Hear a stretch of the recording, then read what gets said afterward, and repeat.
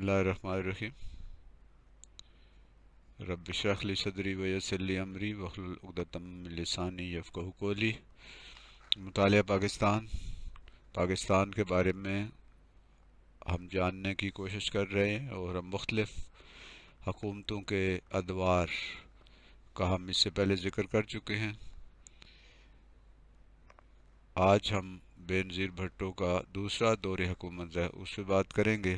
بے نظیر بھٹو نے دو بار پاکستان پر وزیر اعظم کی حیثیت سے حکومت کی۔ پہلے دور کا ہم مطالعہ کر چکے ہیں، اور اس میں ہم دیکھ چکے ہیں کہ بے نظیر بھٹو کے پہلے دور میں کیا کچھ ہوا۔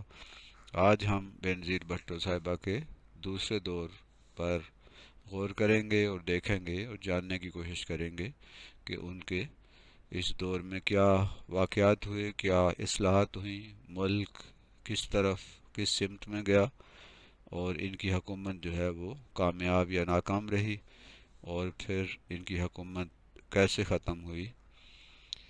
بے نظیر بھٹو کا دوسرا دور اکتوبر 1993 سے 1996 نومبر تک رہا، اور میں ہوں ڈاکٹر محمد نصیر کیانی۔ آئیے آگے بڑھتے ہیں۔ یہ چینل ہے تعلیم منزل، جو صرف ایجوکیشنل چینل ہے۔ اس کا مقصد نئی نسل کو پاکستان کی تاریخ سے آگاہ کرنا ہے۔ آپ اسے سبسکرائب بھی کیجئے، لائک بھی کیجئے، اور اسے دوسروں کے ساتھ شیئر بھی کیجئے۔ تو بات کرتے ہیں بے نظیر بھٹو کا دوسرا دور حکومت۔ بے نظیر بھٹو کا دوسرا دور حکومت اکتوبر 1993 کو شروع ہوتا ہے، اور اس دور میں یہ بے نظیر بھٹو کو نسبتاً بہتر و سازگار حالات ملے، کیونکہ ان کی پارٹی جو ہے وہ مرکز میں، سندھ میں اور پنجاب میں اپنی حکومتیں کامیاب کرنے میں کامیاب ہو چکی تھی۔ مرکز میں انہیں سب سے زیادہ سیٹیں ملی تھی، پنجاب میں بھی ان کو خاصی سیٹیں ملی، اور سندھ میں بھی ان کو اکثریت ملی۔ اس طرح پنجاب میں ان کے سب سے بڑے مخالف جو تھے، سب سے بڑی حریف پارٹی جو تھی، پاکستان مسلم لیگ نواز گروپ، وہ اکثریت حاصل نہیں کر پائی۔ صوبہ سرحد میں مسلم لیگ نواز کی حکومت نے معمولی اکثریت سے حکومت قائم کی۔ تو یوں پنجاب جو ایک بڑا صوبہ پاکستان کا ہے، اس پر ان کے مخالفین کی حکومت نہیں بن سکی۔ سندھ میں ان کی حکومت تھی، مرکز میں بھی وہ اپنی حکومت بنانے میں کامیاب رہیں۔ اس طرح پچھلے دور کے مقابلے میں یہ زیادہ نسبتاً بہتر دور تھا ان کے لیے، حالات زیادہ سازگار تھے۔ صدر کی طرف سے ہمیں پتہ ہے کہ 58(2)(b) کا ایک ایسا اختیار جو پاکستان میں پارلیمانی نظام ہونے کے باوجود صدر کو 58(2)(b) کے تحت یہ اختیار حاصل تھا کہ وہ قومی اسمبلی کو توڑ سکتا تھا، اور وہ وزیر اعظم اور اسی کابینہ کو گھر بھیج سکتا تھا۔ یعنی صدر بہت بااختیار عہدہ تھا۔ صدر کے پاس 58(2)(b) کی وہ تلوار تھی جس کے تحت پارلیمانی حکومت کو کسی وقت بھی ختم کیا جا سکتا تھا۔ لیکن انہوں نے اس دروازے کو اور اس خطرے کو اپنے سب سے زیادہ بااعتماد جو ان کے ساتھی تھے، ان کی پارٹی کے بڑے سینئر رکن تھے، فاروق لغاری، جو بے نظیر بھٹو کو اپنی بہن کہا کرتے تھے، ان کو صدر بنوا کر ایک طرح سے انہوں نے اپنی حکومت کو اس 58(2)(b) کی تلوار سے محفوظ کر لیا تھا۔ اگر ہم ان نتائج پر نظر ڈالیں تو پاکستان مسلم لیگ نواز گروپ نے 73 نشستیں حاصل کی قومی اسمبلی کی مرکز میں۔ پاکستان پیپلز پارٹی نے 88 نشستیں حاصل کی۔ آزاد امیدوار 16 کامیاب ہوئے۔ پاکستان مسلم لیگ جنیجو گروپ، اس نے 6 نشستیں حاصل کی۔ پاکستان اسلامک فرنٹ نے 3 نشستیں حاصل کی۔ اسلامی جمہوری اتحاد یہ 4 سیٹیں جیتنے میں کامیاب ہوا۔ عوامی نیشنل پارٹی، اس نے 3 قومی اسمبلی کی نشستیں جیت لی، اور اس کے بعد متحدہ دینی محاذ نے 2 نشستیں حاصل کی۔ پختونخوا ملی عوامی پارٹی نے 3 نشستیں حاصل کی۔ نیشنل ڈیموکریٹک الائنس نے 1 نشست حاصل کی۔ جمہوری وطن پارٹی نے 2 نشستیں حاصل کی۔ پختونخوا قومی پارٹی نے صرف 1 نشست حاصل کی۔ نیشنل پیپلز پارٹی نے صرف 1 سیٹ حاصل کی۔ Balochistan national movement doctor Abdul Hai group جو ہے، یہ صرف 1 سیٹ جیتنے میں کامیاب ہوا۔ بلوچستان نیشنل موومنٹ بنگل، یہ بھی صرف 1 نشست حاصل کر سکا۔ اور پی ڈی اے، اس نے بھی 1 نشست حاصل کی۔ تو اس طرح سے یہ سب سے زیادہ نشستیں پاکستان پیپلز پارٹی نے حاصل کی۔ دوسرے نمبر پر پاکستان مسلم لیگ نواز گروپ تھا، اور تیسرے نمبر پر جو سب سے زیادہ سیٹیں حاصل کرنے والے وہ آزاد انڈیپینڈنٹ تھے، جن کا کسی بھی جماعت سے تعلق نہیں تھا۔ تو سب سے زیادہ اکثریت چونکہ سیٹیں لینے والی پاکستان پیپلز پارٹی تھی، اس نے پھر اپنی حکومت بنانے میں وہ کامیاب ہوئی۔ اس بار بے نظیر بھٹو حکومت کے لیے حالات بہتر بھی تھے، مناسب بھی تھے۔ طاقت کے سارے سرچشمے جو تھے، ہمیں پتہ ہے کہ پاکستان میں کچھ طاقت کے سرچشمے ہیں، وہ جس کے حق میں ہوتے ہیں وہ حکومت کر سکتا ہے، اور جس کے حق میں نہیں ہوتے وہ حکومت نہیں کر پاتا۔ تو اس بار حکومت طاقت کے جتنے سرچشمے تھے وہ سارے کے سارے بے نظیر حکومت کے حق میں تھے۔ مسلم لیگ جنیجو جو ہے اس کے ساتھ مل کر انہوں نے اپنی حکومت قائم کر لی تھی۔ کچھ آزاد امیدوار بھی ان کے ساتھ شامل ہو گئے تھے۔ صدر بھی انہوں نے اپنی ہی پارٹی کا بنوا لیا تھا، یعنی فاروق لغاری جو ان کے بااعتماد ساتھی تھے بے نظیر بھٹو کے اور پیپلز پارٹی کے سینئر رہنما تھے، ان کو صدر بنوا دیا گیا۔ پنجاب جو سب سے بڑا صوبہ تھا جہاں ان کے مخالف حکومت کرتے آ رہے تھے، اس بار وہ وہاں پر ان کے مخالفین اپنی حکومت بنانے میں کامیاب نہیں ہو سکے۔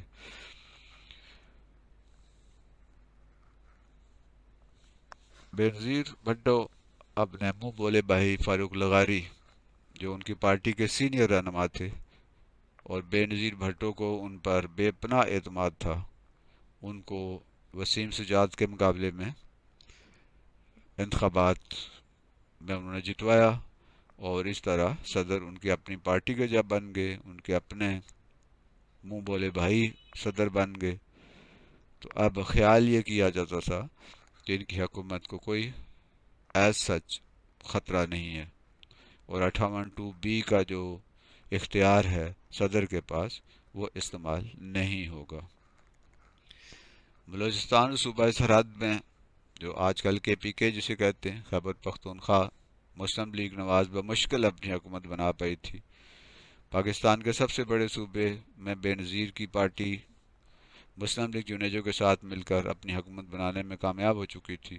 صوبہ سندھ میں تو ان کو ویسے ہی ایک واضح اکثریت حاصل تھی، تو اس لحاظ سے یہ حکومت زیادہ بہتر پوزیشن میں تھی پچھلے دور کے مقابلے میں، اور امید یہ کی جاتی تھی کہ یہ حکومت اپنے 5 سال مکمل کرے گی اور بہتر پرفارمنس دے گی۔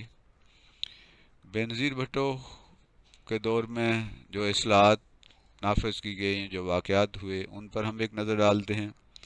صنعتی اصلاحات اس دور میں ہوئی، تعلیمی اصلاحات کی گئی، صحت سے متعلق اصلاحات کی گئی، معاشی اصلاحات پر بھی کام ہوا، اور معاشرتی اصلاحات اور منصوبوں پر بھی کام ہوا۔ آئینی اصلاحات کے بارے میں ہم بات کریں گے، اس پہ کوئی زیادہ کام نہیں ہو سکا۔ انتظامی اصلاحات کچھ ہوئیں، اور اس کے بعد حکومت کے لیے مشکلات کا ایک سلسلہ شروع ہو گیا، اور بالآخر بے نظیر صاحبہ کی حکومت ختم ہو گئی۔ صنعتی اصلاحات کی اگر ہم بات کریں تو بے نظیر بھٹو کے دوسرے دور حکومت میں چند بڑے منصوبے شروع کیے گئے۔ मुल्क में सनतें लगाने वालों पर उस तरह की जो पाबंदियाँ थी उनको कम किया गया और उन्हें रियायतें दी गई, लेकिन साथ ही आवाम के ऊपर भारी टैक्स लगा दिए गए, जिससे आवाम की मुश्किलात में इजाफा हो गया। भारी टैक्स लगाने से माशी बहरान पैदा हो गया और मुल्क की मैशियत को नुकसान पहुंचा और मुल्क की मैशियत आगे न बढ़ सकी। ज़राई इस्लाहत की अगर हम बात करें तो बेनज़ीर भुट्टो के दौर में ज़राअत के शोबे में कुछ तरक्की देखने को मिली। किसानों को कर्जे देने के लिए एक किसान बैंक कायम किया गया ताकि किसानों को आसानी से कर्जे दिए जा सकें, उनको कर्जे मिल सकें। किसानों को काश्तकारी में सहूलत देने के लिए अवामी ट्रैक्टर स्कीम का आगाज़ किया गया। अवामी ट्रैक्टर्स के नाम से, अवामी ट्रैक्टर स्कीम के नाम से ये एक स्कीम शुरू की गई ताकि किसानों को ट्रैक्टर मुहैया किया जा सके और वो ज़्यादा बेहतर तरीके से खेती बाड़ी और काश्तकारी कर सकें। ज़राई तरक्याती बैंक के ज़रिए भी, जो एग्रीकल्चर डेवलपमेंट बैंक था, उसके ज़रिए भी किसानों को कर्जे दिए गए और इन कर्ज़ों के इन यानी ज़राई तरक्याती बैंक के कर्ज़ों के अलावा कमर्शियल बैंक जो दूसरे जो बैंक थे कमर्शियल बैंक, उन्होंने भी किसानों को कर्जे देने शुरू कर दिए और इस तरह इन कर्ज़ों से किसान इस काबिल हो गए कि वो अपनी खाद, बीज और ज़राई अद्वियात और ज़राई आलात ख़रीद सकें।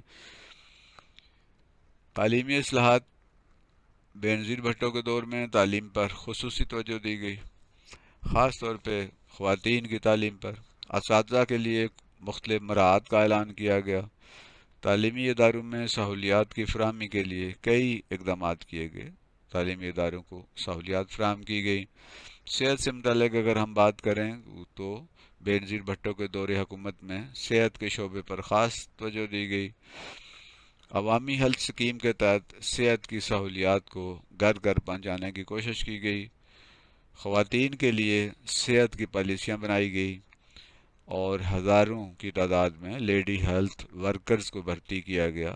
ये हेल्थ वर्कर जो है घर घर जाकर, देहातों में जाकर, दूर दराज इलाकों में जाकर ये जो सेहत की सहूलियात है वो फराहम करती थी। सोशल सिक्योरिटी स्कीम के तहत मुल्क में बहुत सी डिस्पेंसरियाँ कायम की गई ताकि मुख्तलिफ इदारों के, मुख्तलिफ कारखानों के और मुख्तलिफ जो कमर्शियल इदारे हैं उनके जो मज़दूर हैं और उनके जो मुलाजमीन हैं उनको बेहतर सेहत की सहूलियात फराहम की जा सकें। माशी इस्लाहात इस दौर में हुई। नई पावर पॉलिसी का ऐलान हुआ।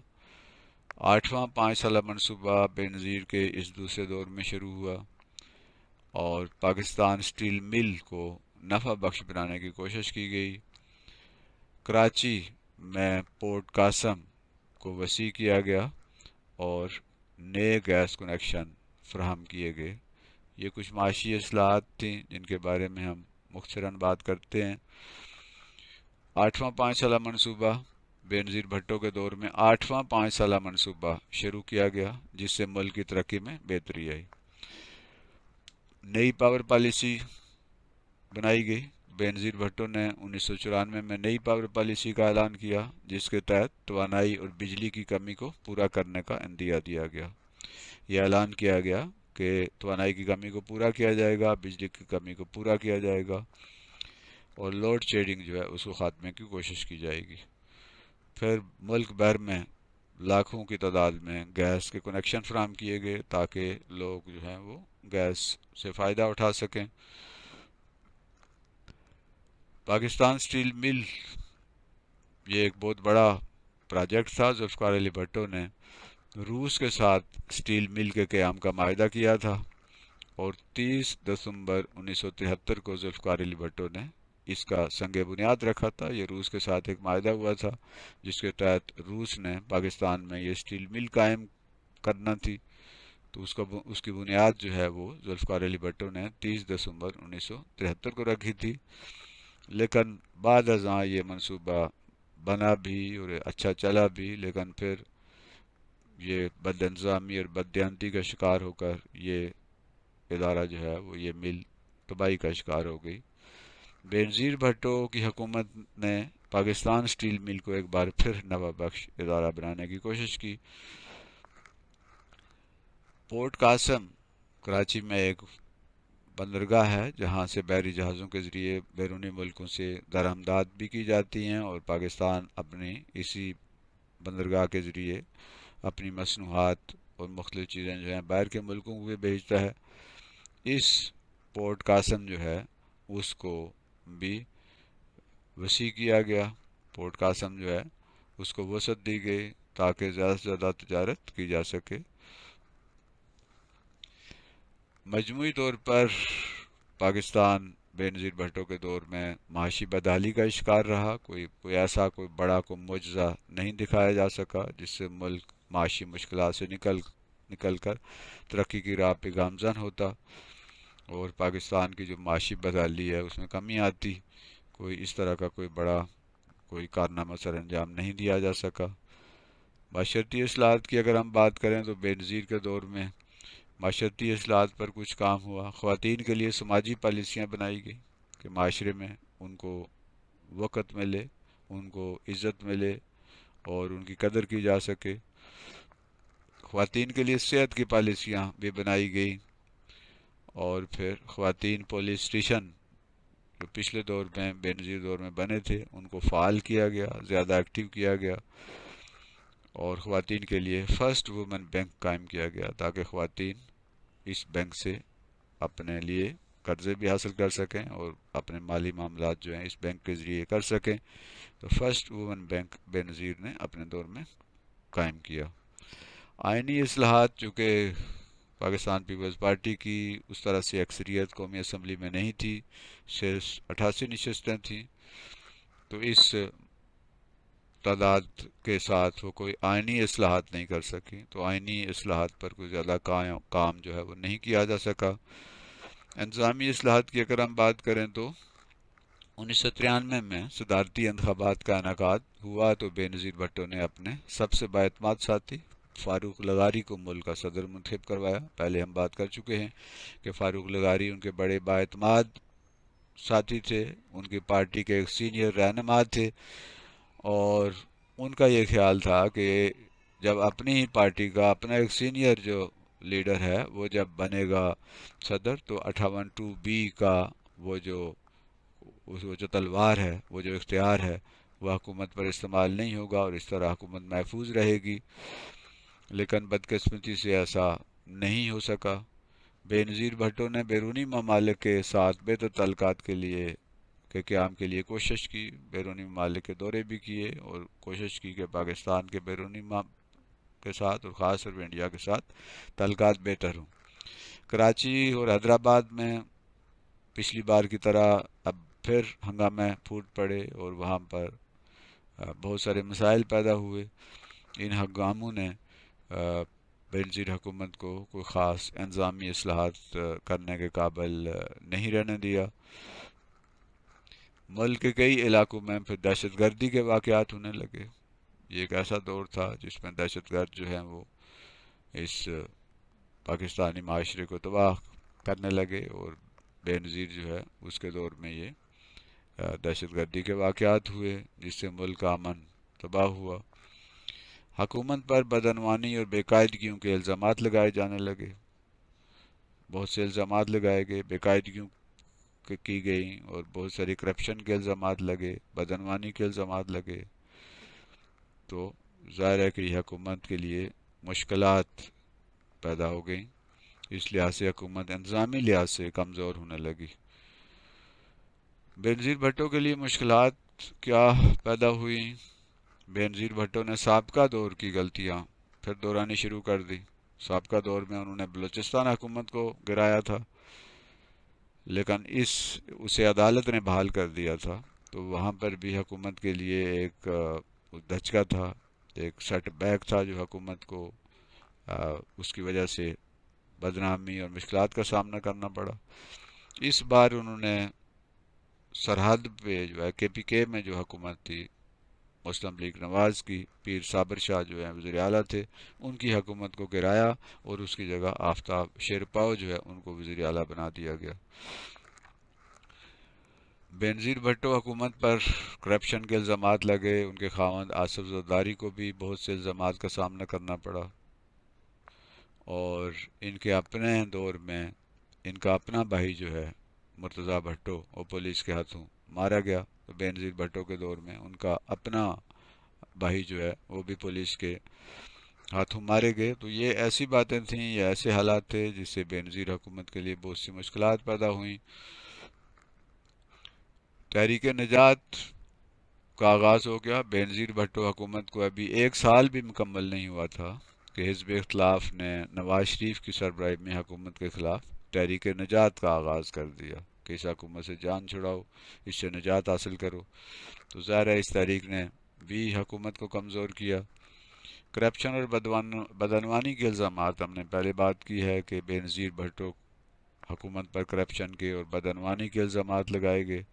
ان الزامات کے تحت ان کی حکومت کو ختم کرنے کی تیاریاں شروع ہو گئیں, اور اس طرح ان کی حکومت جو ہے وہ کمزور سے کمزور ہوتی چلی گئی. طاقت کے تمام مراکز کے ساتھ حکومت کی کھینچا تانی شروع ہو گئی. بینظیر بھٹو حکومت نے طاقت کے تمام مراکز جو کہ حکومتوں کو گرانے اور حکومتوں کو قائم رکھنے میں مدد دیتے ہیں, ان تمام کے ساتھ بینظیر حکومت کے تعلقات جو ہے خراب ہوتے چلے گئے. عدلیہ, صدر اور فوج کے ساتھ حکومت کے تعلقات کی خرابی کے سبب ان کی حکومت کمزور سے کمزور ہوتی چلی گئی, اور یوں جو ہے بینظیر حکومت کو اپنے ہی پارٹی کے صدر نے 58(2)(b) کا استعمال کرتے ہوئے ختم کر دیا. بینظیر حکومت پر بہت سے الزامات لگ گئے جن کے تحت صدر فاروق لغاری جو ان کی اپنی پارٹی کے تھے, انہوں نے 58(2)(b) کا استعمال کیا اور بینظیر حکومت کا خاتمہ کر دیا. یہ آپ کو پتہ ہی ہے, ہم پہلے بھی بات کر چکے ہیں کہ فاروق لغاری پاکستان پیپلز پارٹی کے دیرینہ کارکن اور بڑے سینئر رہنما اور بینظیر بھٹو کے بڑے بااعتماد ساتھی تھے. فاروق لغاری انہیں اپنی بہن کہتے تھے, جبکہ بینظیر جو ہیں وہ ان کو اپنا بھائی کہتی تھی. اور توقع یہ کی جاتی تھی کہ کیسے ہی حالات کیوں نہیں ہوں گے, صدر لغاری جو ہیں فاروق لغاری وہ حکومت کے خلاف 58(2)(b) کا جو اختیار ہے وہ استعمال نہیں کریں گے, لیکن یہ اختیار انہوں نے استعمال کیا اور یوں بے نظیر کی حکومت جو ہے اس کو ختم کر دیا. 5 نومبر 1996 کو بے نظیر حکومت کا یہ دور قریباً 3 سال بعد ختم کر دیا گیا. صوبائی اسمبلیاں بھی تحلیل کر دی گئی اور معراج خالد کی سربراہی میں نگران حکومت قائم کر دی گئی اور نئے انتخابات کی تیاریاں شروع ہو گئی. تو یہ تھا بے نظیر کا دوسرا دور حکومت, جس میں ہم دیکھتے ہیں کہ بے نظیر کو مرکز میں ان کی حکومت تھی. ان کی حکومت جو ہے وہ سندھ میں بھی تھی اور پنجاب میں ان کی اور ان کے آئلینڈز کی حکومت تھی, اور صدر بھی ان کے اپنے تھے, لیکن بہت سے ان پہ الزامات لگے, بہت سی بد انتظامیوں کے الزامات لگے, اور بالآخر ان کی جو حکومت تھی اس کو ختم کر دیا گیا. ان کی اپنی ہی پارٹی کے جو صدر تھے فاروق لغاری, انہوں نے 58(2)(b) کا استعمال کیا اور اس کو حکومت کو جو ہے وہ گھر بھیج دیا. تو یہ تھا بے نظیر بھٹو صاحبہ کا دوسرا دور جو 1993 سے شروع ہوتا ہے اور 1996 میں ختم ہو جاتا ہے. آپ کا بہت شکریہ کہ آپ نے سبق کو اور اس ویڈیو کو توجہ سے دیکھا بھی اور سنا بھی. یہ جو چینل ہے تعلیم منزل, یہ صرف تعلیم و تربیت کے لیے ہے. اسے آپ لائک بھی کیجئے, اسے شیئر بھی کیجئے, اور اگر ابھی تک اسے سبسکرائب نہیں کیا تو اسے سبسکرائب بھی کیجئے. اس کا مقصد صرف تعلیم و تعلم ہے. اس میں مطالعہ پاکستان کے علاوہ تاریخ, جغرافیہ, فزکس, کیمسٹری, بائیو اور سائنس اور دیگر مضامین کے اسباق بھی موجود ہوتے ہیں. طلباء اور اساتذہ ان سے زیادہ سے زیادہ فائدہ اٹھا سکتے ہیں. اللہ ہمارا حامی و ناصر ہو. اللہ حافظ. پاکستان زندہ باد.